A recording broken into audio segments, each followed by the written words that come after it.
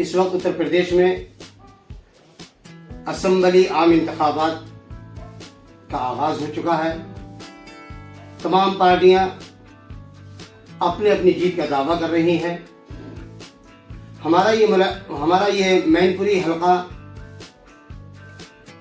जो मुलायम सिंह यादव का गढ़ कहा जाता है, किसी वजह से पिछले 2017 में एक सीट हार चुके थे।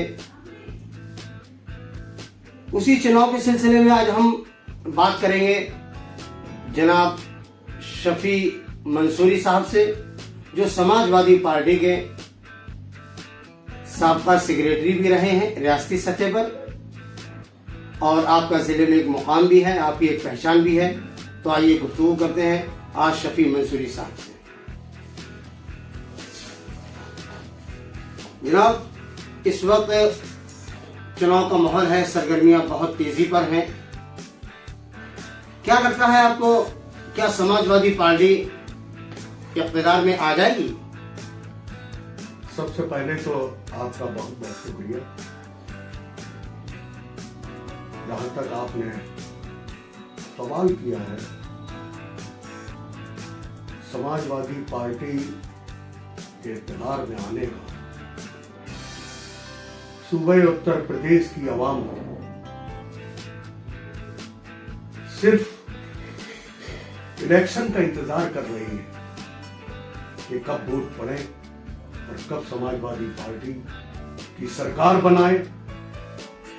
नहीं, इतनी बात यकीन से आप कैसे कह सकते हैं कि वो जनता इंतजार कर रही है कि जल्दी से चुनाव का ऐलान हो और एकदम की वो बना दी जाए? भाई, पिछला चुनाव देखिए, 2017 का चुनाव देखिए, 19 का चुनाव देखिए, बहुत बुरी हार आ रहे थे आप। तो इतना क्या ऐसा जादू होगा या कौन सा ऐसा मंत्र पढ़ा जाएगा कि जिससे पूरा उत्तर प्रदेश जो है, जैसा कि आप कह रहे हैं 300 350 अपनी पार्टी के लोग कह रहे हैं, तो कौन से मंत्र से अखिलेश यादव जी जो है वो इसको पार करेंगे, नैया पार करेंगे, अपनी डूबती नैया को बचाएंगे? किस अंदाज में, क्या तरीका होगा? कोविड काल में, कोरोना के वक्त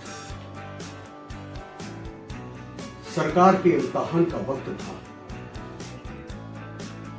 सरकार के जो फराइज होते हैं उनको पूरा करने का वक्त था। सूबे उत्तर प्रदेश की आवाम ने देखा है एक एक दाने के लिए उन्हें तरसाया गया। यहां की जो सामाजिक तंजीमें थी, पूरे उत्तर प्रदेश की बात कर रहे हैं, जो सामाजिक तंजीमें थी वो अपने घरों से खाना बनाकर और उन गरीब की झोपड़ियों तक पहुंचने का काम कर रही थी। वो गरीब दुआ कर रहे थे इलाज के लिए, अस्पताल में बेड न मिलना, ऑक्सीजन की किल्लत, ये सारी चीजें सूबे उत्तर प्रदेश सरकार की। और उस सारे जितने भी परेशानी के दौर आए, सूबे उत्तर प्रदेश पूरी तरीके से नाकाबिल साबित हुई। देखिए, जहां तक परेशानियों का सवाल है, जैसे कि आप कह रहे हैं कि लॉकडाउन में ये परेशानियां हुई, वो परेशानियां हुई, ये बात सच है, पूरा उत्तर प्रदेश मानता है कि हाँ परेशानियां हुई। लेकिन 19 से पहले जो चुनाव हुआ था, 14 के बाद आदरणीय मोदी जी ने, जो हमारे वजीर आजम हैं, इस मुल्क के प्रधानमंत्री हैं, उन्होंने नोटबंदी भी की थी। कितना परेशानी हुई, कितना घर घर का बच्चा परेशान हुआ, लोग लाइन में लगे, उसके बावजूद भी बीजेपी फिर उत्तर प्रदेश में आ गई थी। तो ये यहाँ की जनता समझ का आ रही उन परेशानियों को। यहाँ की जनता तो सिर्फ ये समझ रही है कि रोजी रोटी की उसे कोई जरूरत नहीं, उसे धार्मिक उन्माद फैलाकर ये जो बीजेपी जो काम करती है, तो यहाँ की आवाम के अंदर अब ये बात बैठी है कि चाहे वो हमको रोजी रोटी मिले या ना मिले, लेकिन हमारा, आगे नहीं कहना चाहता हूँ, इसे मंदिर बन जाए, मथुरा का मंदिर बन जाए। तो आजकल आवाम किस बात पर वोट दे रही है? आपके पास कौन सी ऐसी थ्योरी जिससे आप वोट लेना चाहेंगे? इनके दो कार्यकाल, केंद्र सरकार का दूसरा कार्यकाल चल रहा है। प्रदेश सरकार का एक कार्यकाल पूरा हो चुका है। दोनों में जो अभी 20 और 21 का जो साल था, इसमें दोनों सरकारों के, जो मैंने कहा, इम्तिहान का वक्त इसलिए और था कि सूबे उत्तर प्रदेश के और बिहार के जो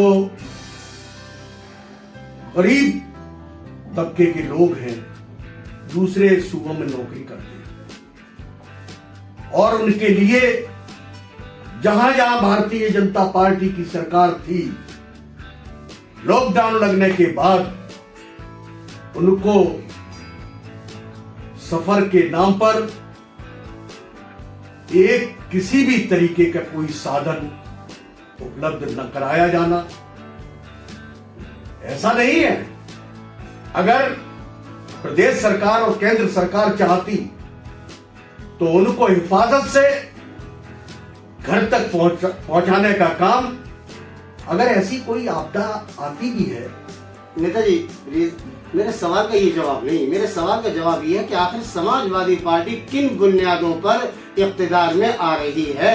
जैसा कि आप बता रहे हैं कि 350 से भी ऊपर हमारी पार्टी जो है सीटें आ रही है, आप उस बुनियाद पर सवाल। मैं वही जवाब दे रहा हूं। लोगों के दर्द जो है, उनका एहसास आपके सामने रखकर, और उस बुनियाद पर कि जब पिछले कार्यकाल में समाजवादी पार्टी की सरकार थी तो दवाई फ्री, पढ़ाई फ्री, सिंचाई फ्री, और जितने भी ये काम थे शुरुआती दौर में पहले वित्तीय वर्ष में कर दिए गए थे, और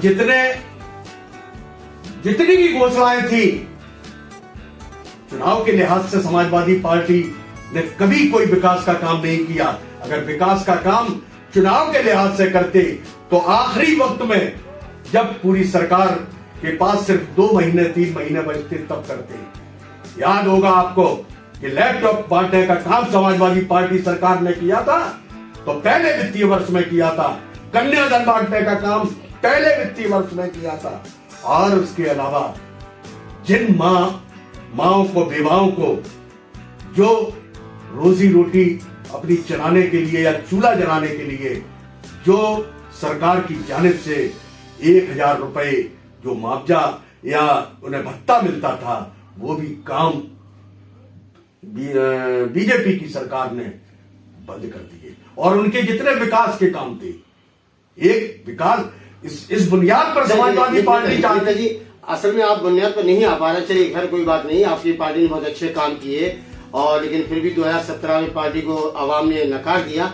इस बार आपका मकसद यही तो है ना कि अबकी से उत्तर प्रदेश की जनता भारतीय जनता पार्टी को वोट नहीं देगी, यही तो मकसद है ना आपका कहने का। पूरा समर्थन आपको होगा, आपकी पार्टी को होगा। अच्छा, आप ये जरा बताइए कि आप कौन सी बीजेपी को हराना चाहते हैं? किस बीजेपी को? भाई, अगर आप बीजेपी को हराना चाहते हैं, उस पार्टी को हराना चाहते हैं, उस जैसी मिजाज रखने वाला, उस जैसी पॉलिसी रखने वाली पार्टी को हराना चाहते हैं, तो वो सारे लोग तो टूट के आपके पास आ रहे हैं। आपके पास सुनील सिंह जैसा शख्स, जिसने मुसलमान औरतों के लिए कहा है, मुसलमान पूरे समाज के लिए उसने लानत भेजी है कि इनकी औरतों को निकालकर उनके साथ नौजुबिल्ला कुछ ऐसा किया जाए, गलत लफ्ज बोले, वो तो आपकी पार्टी में है?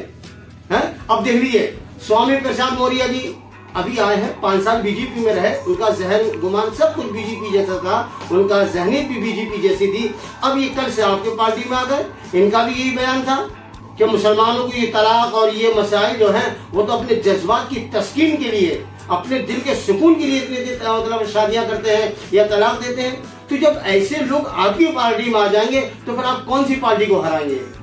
देखिए, स्वामी प्रसाद मौर्य ही नहीं, इन्होंने झूठ बोलकर जो पिछड़े वर्ग के नेता थे, उन सारे लोगों को अपने साथ लिया था, इसलिए इनकी सरकार बनी थी। स्वामी प्रसाद मौर्य, ओम प्रकाश राजभर कैबिनेट मिनिस्टर थे। ओम प्रकाश राजभर ने साल 2 साल में जब देख लिया कि यहाँ पिछड़ों के साथ क्या ज्यादती की जा रही है, उनके हक और हुकूक मारे जा रहे हैं, तो वो तो दौरे सरकार में हाँ, लेके चले आए। जब उनके हुकूक मारे जा रहे थे, राजभर हो या स्वामी प्रसाद मौर्य जी हो, तो ऐसा भी मुसलमान भी तो यही सोच रहा है कि जो नेता हमारी माँ बहनों के साथ इस तरह का सोच रखता हो कि कब्र से निकालकर उनके साथ ऐसा किया जाए, या स्वामी प्रसाद मौर्य जी कह रहे हैं कि मुसलमान शादियां जो करता है वो अपने नफ्स को खुश रखने के लिए, अपने जज्बात की तस्कीन के लिए, तो आप इस पर बोलिए ना कि ऐसे नेताओं को अगर पार्टी में लाया जा रहा है तो फिर हम किसको हराएंगे? भारतीय जनता पार्टी में कोई भी नेता जब पहुंचता है जी, तो उनकी जबान बिल्कुल साफ तौर पे बेलगाम कर दी जाती है और उनसे कहा जाता है कि अवाम में भाईचारा खत्म करो, नफरत पैदा करो, और ऐसे नहीं, मैं आपकी बात को समझ रहा हूं। तो जो 5 साल ये ट्रेनिंग लेके आए हो कि मुसलमानों में ऐसा बोलो, मुसलमानों को ऐसा कहो, हिंदू मुस्लिम को बांटो, तो जिसने 5 साल जिसकी जहनीत इस तरीके की रही हो, अब वो आप उसको अपने पास बैठा कर उसको वोट देंगे? भारतीय जनता पार्टी में उनके मनमर्जी के मुताबिक वो रहे।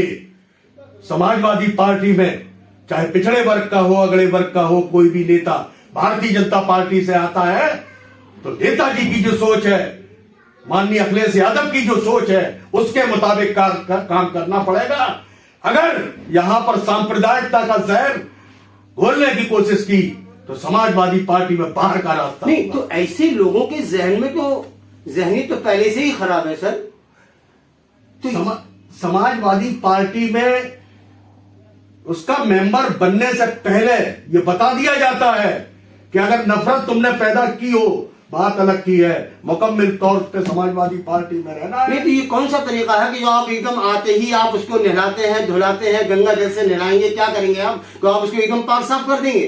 ये सारे काम तो भारतीय जनता पार्टी के हैं। नहीं, तो समाजवादी पार्टी में तो सिर्फ सिद्धांतों नहीं राजनीति करने, सिद्धांतों की बात तो है, लेकिन जब आप उसको सुनील जैसे शख्स को अपना उम्मीदवार बनाएंगे या उसको अपनी पार्टी में रखेंगे, साथ में रखेंगे, मौर्य जी को साथ में रखेंगे, तो फिर ये किस तरीके से साथ में रखेंगे?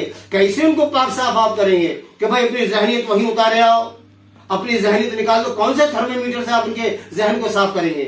नहीं, जब स्वामी प्रसाद मौर्य आए और उन्होंने कहा कि मैं रास्ता भटक गया था, तो 5 साल के बाद याद आ रही मौर्य जी को कि हम रास्ता भटक गए थे? नहीं, अब जब इलेक्शन का दौर आ रहा है और उसके बाद में एक वोट ही एक ऐसा चलिए, खैर नेता जी एक चीज और, वो जो भी हो, लेकिन ये तो आपको मानना ही पड़ेगा कि इस वक्त उत्तर प्रदेश का जो नौजवान, मुस्लिम नौजवान है, उसके रग रग में ओवैसी समाये हुए हैं। क्या ख्याल है आपका इस बारे में? फिर तो वही बात हो गई कि हिंदू नौजवान तोगड़िया और सिंगल और तमाम जो उन्मादी धार्मिक लोग हैं, उनका खास असर हिंदू समाज के उन नौजवानों पे पड़ता है जो जानते हैं कि खाली हिंदू की बात करके हम जय श्री राम का नारा लगा के नफरत पैदा कर सकते हैं। अगर नेताजी ऐसी सोच हमारे मुसलमान नौजवानों में आई कि हम यूनाइटेड होकर सारे मुसलमान नारे तकबीर अल्लाह अकबर कह के राजनीति करना चाहें, मेरी निगाह से नहीं हो सकती, क्योंकि ये मुल्क जो है, ये मुल्क सेकुलर मुल्क है। हाँ, मैं भी समझता हूँ इस चीज को, लेकिन मैं बात ये पूछ रहा हूँ कि ये नौजवान जो अब ओवैसी की तरफ जा रहे हैं, तो ये क्या कोई तरीका है आपको रोकने का, क्या आप उनको उनसे रोक सके, आप सपा की तरफ ला सके नौजवानों को, मुसलमानों को? यहाँ से ज्यादा जोश कलकत्ता और बंगाल के मुसलमान नौजवान, देखिए कलकत्ता की नौजवानों में वहाँ की आबो हवा एक अलग है, उत्तर प्रदेश की आबो हवा अलग है, क्योंकि उत्तर प्रदेश से ही रास्ता बनता है दिल्ली जाने का, ये आप ख्याल रखिएगा। और यहाँ के मुसलमानों में और वहाँ के मुसलमानों में फर्क है, जमीन का फर्क होता है, आबो हवा का फर्क होता है, बोलचाल का फर्क होता है, क्योंकि वहाँ की जो मुख्यमंत्री थी, वजीर आला थी, वो मुसलमानों का हकीकत के मानों में उनको उनके हुकूक दिया करती थी। आपकी पार्टी ने क्या हुकूक ऐसे दिए हैं कि जो आपको वो याद रखे? नहीं, समाजवादी पार्टी में अगर कहीं भी किसी भी तरीके का फायदा देने का काम अगर किया गया है तो उसकी तरह की राजनीति, ये लोग इल्जाम भले ही लगाए मुसलमानों की। भाई हमारी क़यादत गांव के कम इलाकों में है, बहुत छोटा सा उदाहरण दे रहे हैं तो लोहिया आवास जिसमें अच्छी खासी रकम मिलती है मुसलमान को, लोहिया आवास यहां का कोई प्रधान मुसलमान होता नहीं है, एक दो को छोड़ के। तो हम जैसे छोटे से कार्यकर्ता ने सैफई में बैठकर सांसद जी से कहा कि लोहिया आवास साहब जिनके ब्रादर के लोग या जिनकी जात के लोग प्रधान होते हैं वहीं तक सीमित रह जाते हैं और मुसलमानों में कोई उनकी क़यादत करने वाला गांव में नहीं है, कोई जनप्रतिनिधि नहीं है।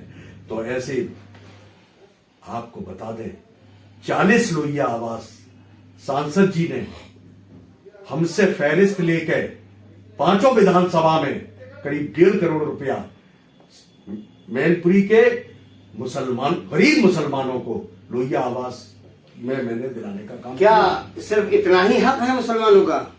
जहां तक जी इतनी बड़ी तादाद में मुसलमान समाजवादी पार्टी को सपोर्ट करता आ रहा है तो सिर्फ एक पूरे जिले के अंदर से केवल 40, 25, 50 आदमियों को मकान देने से क्या समाजवादी पार्टी ने अपना हक अदा कर दिया? मैं सिर्फ एक छोटे से कॉन्स्टिट्यूंसी की बात कर रहा हूं और दूसरे अच्छा चलिए हमारे भी ही नहीं, क्योंकि आप मैनपुरी के रहने वाले हैं, आपको मालूम है कि नेताजी से लेके अखिलेश जी ने बहुत से कार्यकर्ताओं के बच्चों को का मुस्तकबिल बनाने के लिए MBBS से लेके और तमाम इंजीनियरिंग कॉलेज तक पहुंचाने का काम किया है। शुक्रिया शुक्रिया शुक्रिया जज़ाकल्लाह। ये आखिरी सवाल, 2017 में पूरी तरीके से आप उत्तर प्रदेश से निकल गए थे। 19 का चुनाव हुआ, उसमें मुसलमानों ने मुकम्मल वफादारी के साथ अपना वोट किया जिसमें आपको सिर्फ 5 सीटें मिली। ये सारा वोट कहां चला गया था? बदायूं का वोट, बदायूं कितना अच्छा नेता, कितना नौजवान नेता, वो भी हार गया था। तो ये सब वोट गया कहां था? अब पूरा मुल्क नहीं, रियासत रियासत नहीं है। नहीं 19 का चुनाव, हाँ जो 19 का पार्लियामेंट का हुआ था, हाँ वही तो। लेकिन आपको उत्तर प्रदेश की मैं बात कर रहा हूँ, केवल 5 सीटें जिसमें बाप बेटे अखिलेश यादव, मुलायम सिंह यादव और एक आपके बर्क साहब और एक एसटी हसन और एक आजम खान साहब। तो ये यहाँ साबित होता है कि मुसलमान मुकम्मल वफादारी के साथ वो वोट करता है, इसीलिए 3 मुसलमान बन भी गए थे। इसके अलावा और जितने भी लोग खड़े थे वो सब वोट कहाँ गया जनाब? अब उसमें सबको मालूम है, हाँ तो बताइए ना क्या वजह थी? सबको मालूम है कि मशीनों में जो हिकमत पैदा की गई, नहीं मशीनों का कहकर आप नहीं बच सकते मोहतरम। चलिए खैर, आप हैं जनाब शफी मंसूरी साहब जो आपको बता रहे थे क्या कमियां थी, क्या अच्छाइयां थी। बहरहाल बहुत बहुत शुक्रिया शफी मंसूरी साहब का जो अपनी आवाम के लिए हमको अपना पैगाम दिया। बहुत बहुत शुक्रिया, जज़ाकल्लाह। शुक्रिया।